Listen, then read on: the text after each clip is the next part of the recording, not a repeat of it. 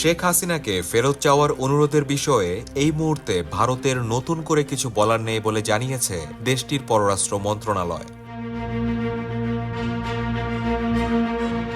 আজ শুক্রবার সাপ্তাহিক সংবাদ ব্রিফিংয়ে ভারতের পররাষ্ট্র মন্ত্রণালয়ের মুখপাত্র রণধীর জয়সওয়াল এই মন্তব্য করেন।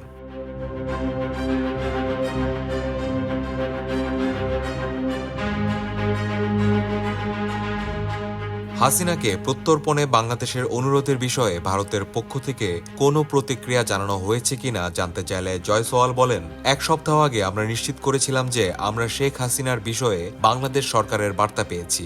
এর বাইরে এই মুহূর্তে আমার আর কিছু যোগ করার নেই। ভারতের পররাষ্ট্র মন্ত্রণালয়ের মুখপাত্র আরও বলেন, বাংলাদেশের জনগণের আকাঙ্ক্ষা পূরণের লক্ষ্যে কাজ করা হচ্ছে। তাই বাংলাদেশের প্রতি আমাদের দৃষ্টিভঙ্গি এটাই এবং গণতান্ত্রিক দেশ হিসেবেও এটাই।